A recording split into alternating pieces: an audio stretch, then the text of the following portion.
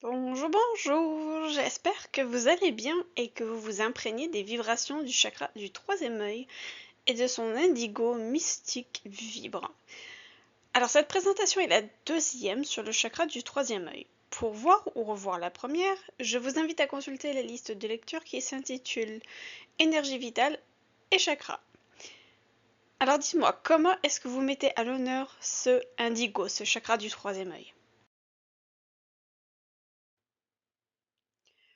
Nous allons un petit peu revenir sur certaines spécificités du chakra du troisième œil, puis nous irons approfondir un peu. Alors, il a certainement encore beaucoup à nous apprendre sur nous-mêmes et peut-être conscientiserons-nous un peu de notre inconscient, de notre ombre et en faire une force. Comme toujours, mon petit avis de précaution, allez voir un médecin, un professionnel de la santé pour tout problème de santé. Parce que travailler sur les chakras ne dispense et ne se substitue en aucun cas à la médecine traditionnelle. Pour ceux que ça intéresse, voici d'autres outils et d'autres symboliques qui pourraient peut-être vous apporter une nouvelle vision du chakra du troisième œil. Le Reiki, tout d'abord, c'est peut-être une excellente thérapie si vous avez besoin de faire équilibrer le chakra du troisième œil plus en profondeur. Alors, il est important de choisir un maître Reiki de confiance et spécifiquement entraîné. Si c'est l'alchimie qui vous attire plus, le chakra du troisième œil peut être lié au métal argent. C'est l'avant-dernière étape de la transmutation du plomb en or, juste après celle de l'étain, le fer, le cuivre et le mercure. Le plomb, je vous le rappelle, c'est cette matière première, c'est celle qui contient la lumière condensée qui ne demande qu'à sortir. Et cette lumière condensée, une fois qu'elle est sortie, c'est l'or. En ce qui concerne les flammes sacrées, c'est la flamme verte qui serait la plus appropriée pour guérir le chakra du troisième œil.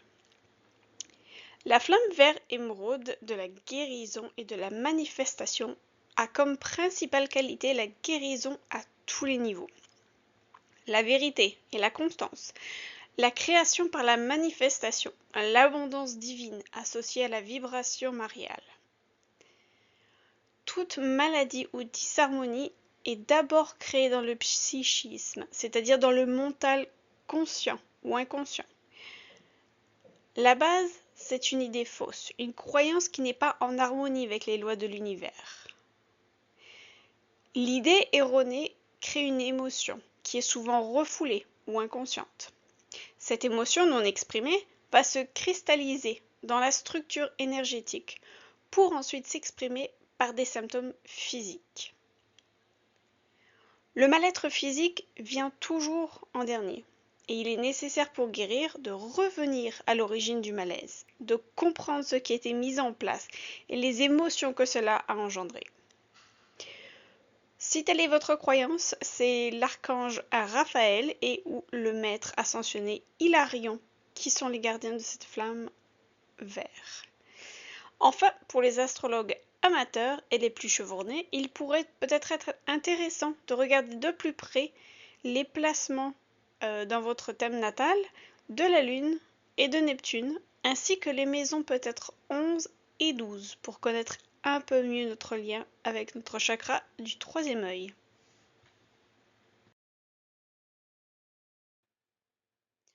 Nous avons vu précédemment que les chakras étaient liés avec nos corps physiques, psychiques et émotionnels. Mais ils sont aussi liés avec le monde spirituel, notre monde spirituel. Tous les chakras sont rattachés à une leçon spirituelle. Celles du chakra du troisième œil sont les leçons ayant trait à l'esprit, à l'intuition, à la perspicacité et à la sagesse. Alors, quelle influence ont-ils sur notre spiritualité?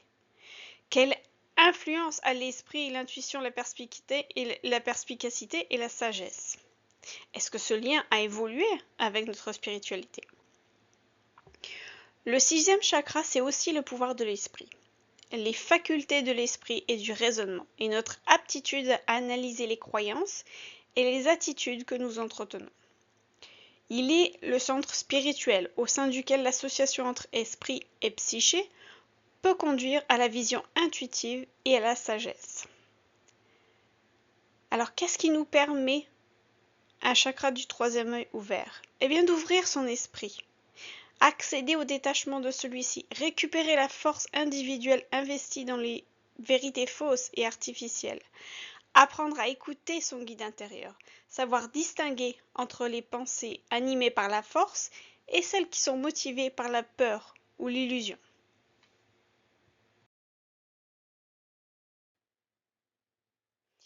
Quel est le lien énergétique au corps affectif et mental du chakra du troisième œil?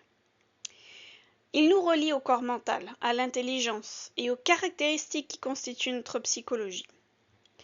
Celles-ci réunissent nos connaissances et ce que nous croyons être vrai, et sont une synthèse des faits vécus, des peurs, des expériences personnelles et des souvenirs qui demeurent vivants au sein de notre corps mental énergétique. Et quel serait le lien symbolique et perceptuel? Bien, ce serait tout simplement les leçons qui nous feront accéder à la sagesse, à l'acquisition de la faculté de discernement, qui est le détachement.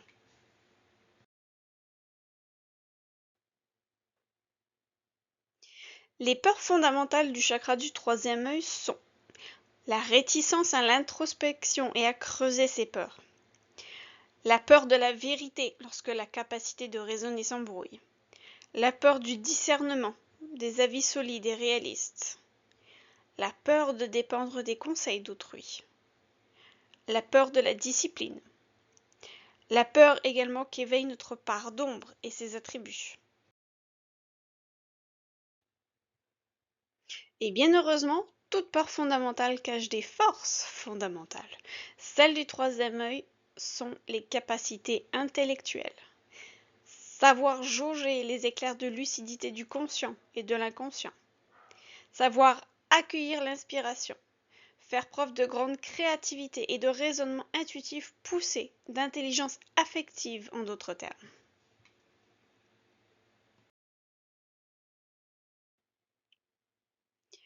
La vérité sacrée du chakra du troisième œil est: ne rechercher que la vérité.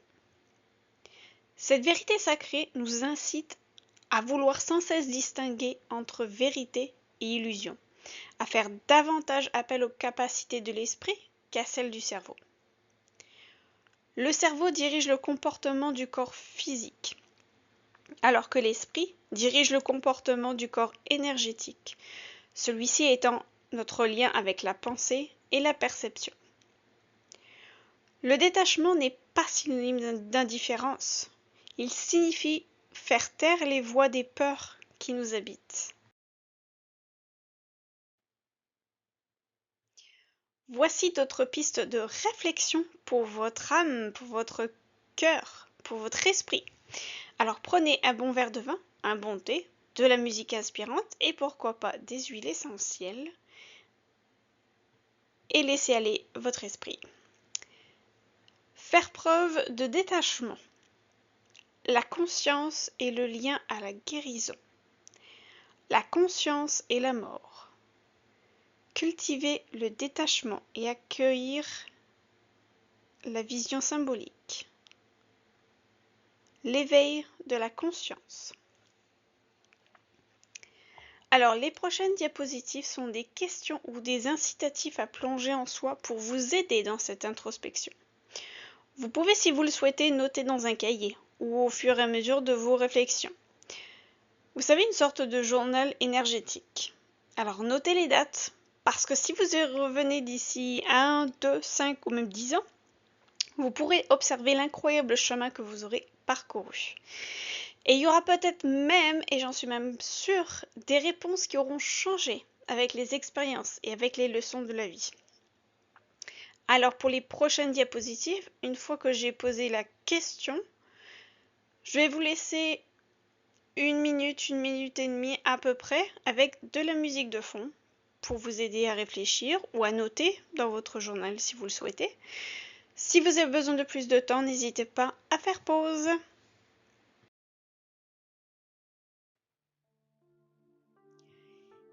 Identifiez chez vous les croyances qui vous font interpréter de manière négative les actions faites par autrui.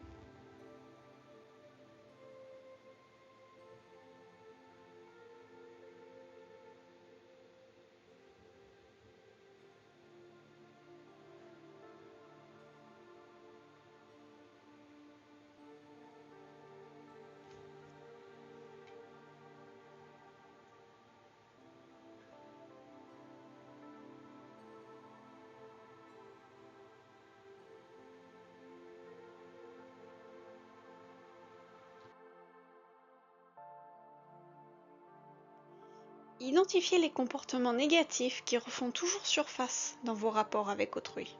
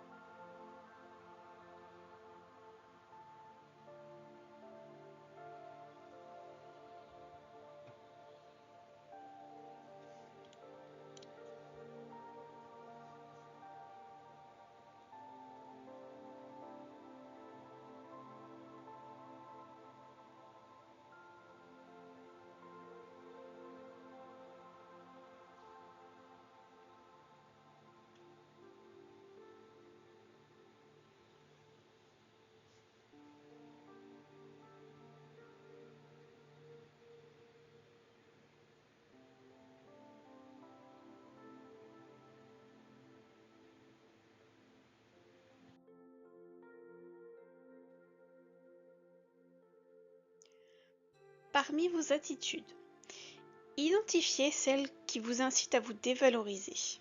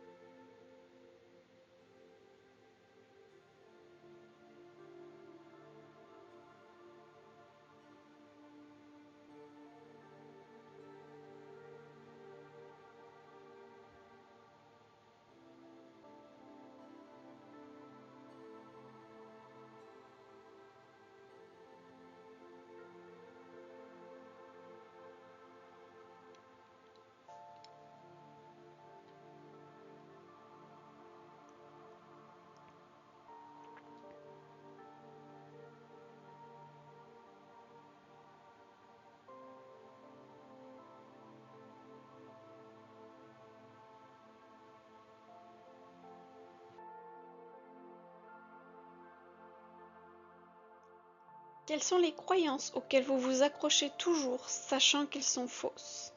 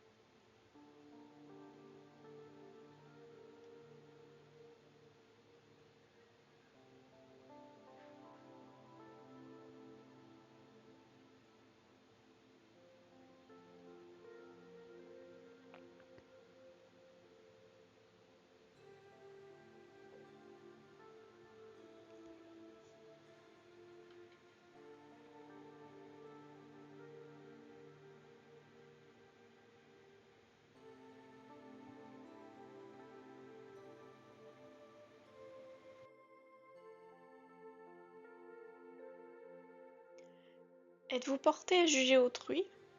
Si tel est le cas, identifiez les situations ou les rapports qui vous incitent à agir ainsi.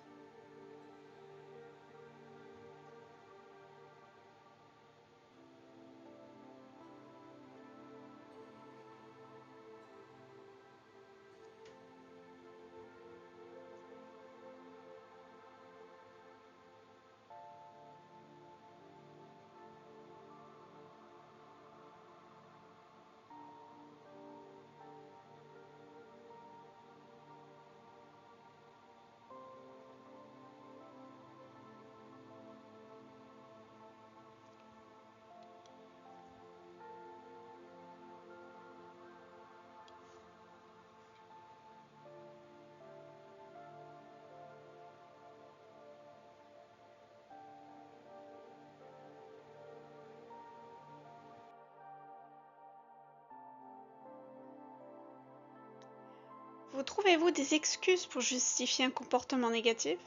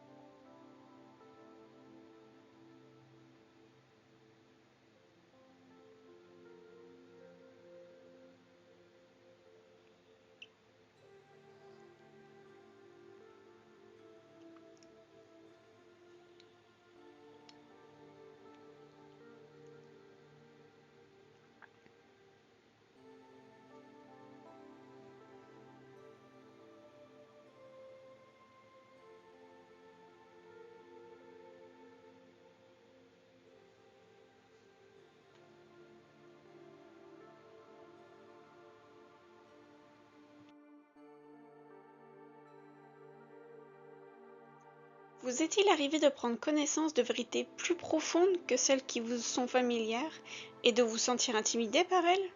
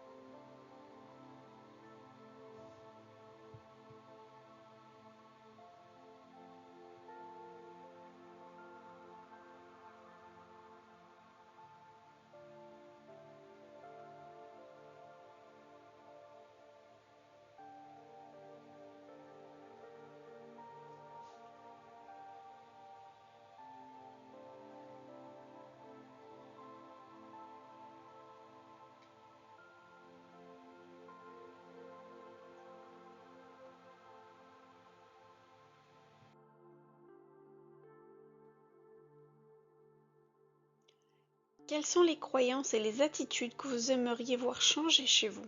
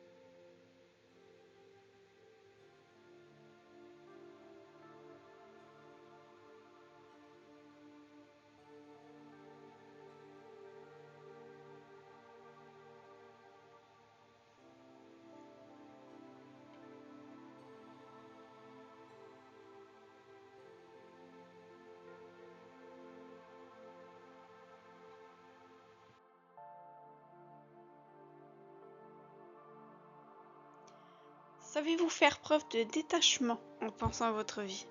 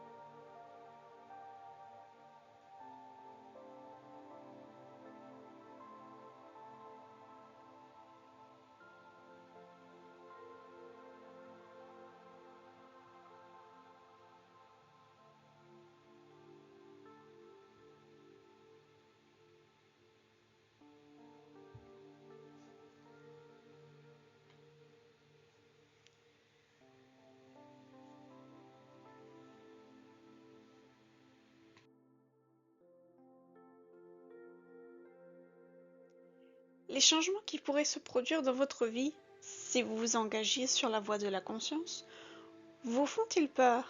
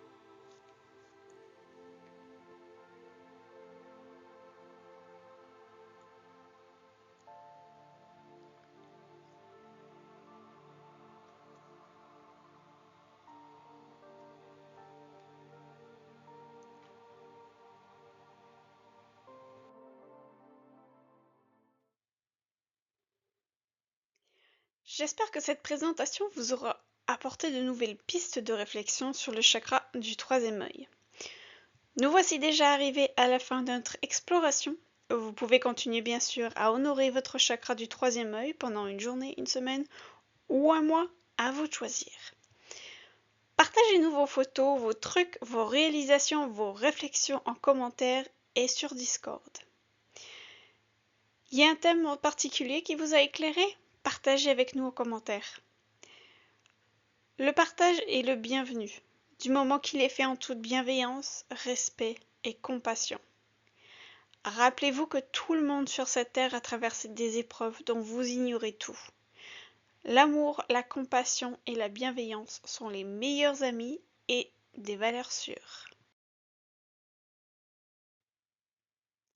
Merci infiniment d'être là. C'était votre petit Bouddha vert. On se retrouve bientôt pour le dernier chakra, le chakra couronne. Ciao!